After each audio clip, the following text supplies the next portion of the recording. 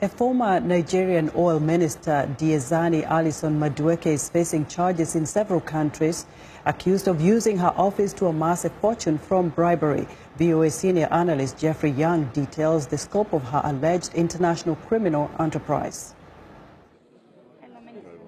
Allegations of massive corruption, bribery, and aided by protection at the highest levels. These charges are what former Nigerian oil minister Diezani Alison Madueke faces at home and also in the United States, Britain, and Italy. Officials say her pile of purported corruption-connected cash and properties could total close to $1 billion. As oil minister from 2010 to 2015 during the term of Nigerian President Goodluck Jonathan, Alison Madueke allegedly granted huge oil contracts to people who repaid the favors with cash and palatial properties in luxurious neighborhoods in Lagos, London, and New York City. Recently, Nigerian authorities seized properties of hers in Lagos said to be worth some $37.5 million.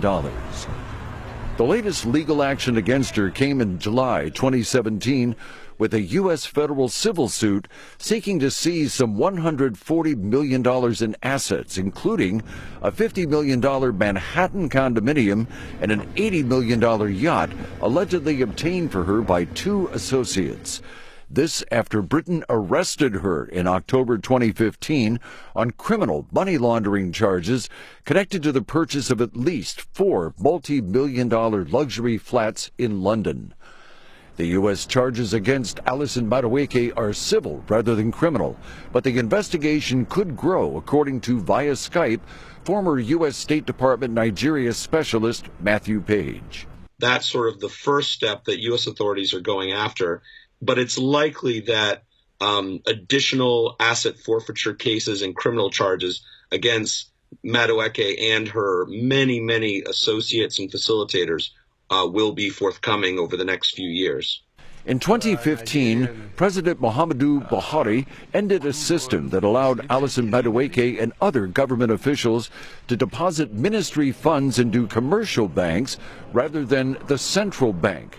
This provided huge opportunities for abuse, as explained via Skype from Cape Town by Stellenbosch University law professor Sophie Williams-Ellegsby. So when we had that system, there was a lot of scope for abuse, and that system was being abused. You would have public officials put government money in a deposit money bank, and they would cream off the interest, of course, with the collusion of banking officials themselves. A major investigation involving Alison Madueke is also underway in Italy with an oil company called Eni and Shell.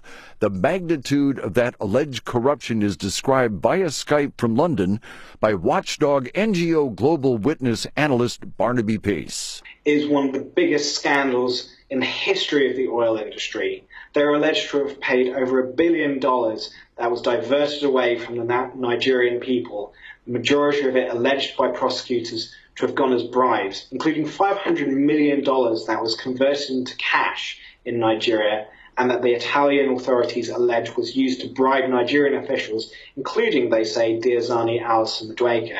Muhammadu Buhari's successful 2015 Nigerian presidential bid was built in large part on his pledge to fight government corruption.